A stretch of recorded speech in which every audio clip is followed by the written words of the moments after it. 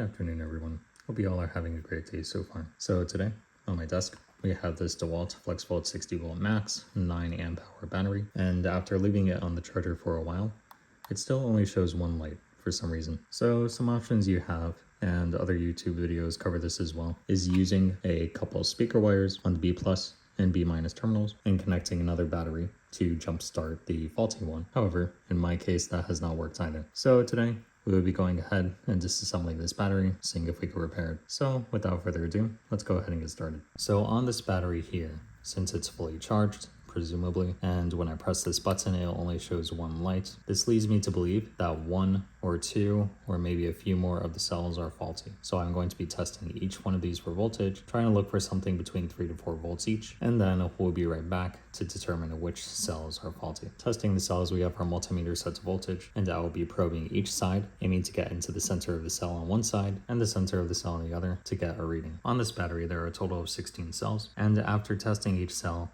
I have determined that the cell over here, second from the left, is completely dead, and the one in the middle is reading quite a low voltage. We'll replace these two cells and see if we could get this battery start to charge again. Replacing the cells without disassembling the entire battery is quite difficult. However, I think what I will do is isolate each of these batteries by cutting their continuity from these tabs and then attempting to pry them out one by one. So let's go ahead and do that.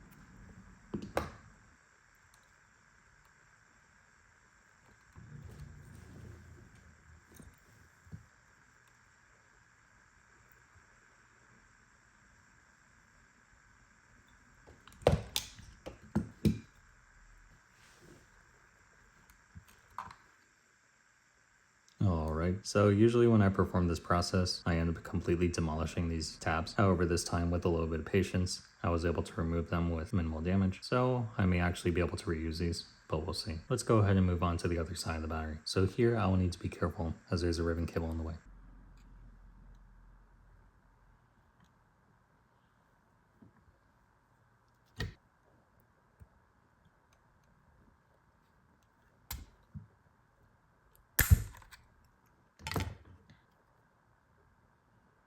So if you want to remove this particular tab, you will need to desolder this cable since it's connected directly to the tab over here. So I ended up isolating the terminals on this side and trimming a little bit of the plastic since I ultimately had a choice. The proper way would be to desolder everything here and then lift off this back cover, remove the cells. Unfortunately, I don't have the kind of patience for that sort of thing, but if you do, more power to you. And with a little bit of rubber pressure from some kind of implement, we can push out the faulty battery cells, and they should come out like so.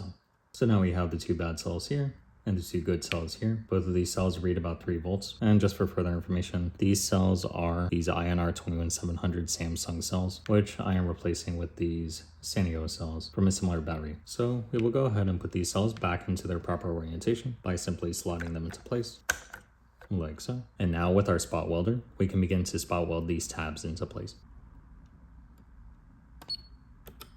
Unfortunately, the thickness of the original tab did not allow me to adhere it, so I used some other nickel-plated tabs to weld to the existing ones. Now, as you can tell, I am not a professional spot welder by any means whatsoever, but let's go ahead and turn over to the other side. I insulated these tabs, so let's go ahead and remove that, spot weld these into place as well. So now that these new battery cells are welded into place, let's go ahead and close this up, put it on the charger, and see how it charges. And now it looks like the battery is charging properly and is beginning to read a higher capacity. And now it's off the charger, reading a full charge. So there you have it. Another successful repair, this time on a 9 amp hour DeWalt FlexVolt 60V max battery. Once again, if you are not experienced with doing this type of repair already, I strongly recommend not to do so. There's a lot of danger in working with batteries in general, so seek consultation first before considering to do something like this. However, with that being said, feel free to leave any comments down in the chat below, as well as leaving a like on the video if it has helped you in any way. And also please consider subscribing, it really helps the channel a lot. But that's it for today's video. So thank you all for watching, and I hope you all have a great day.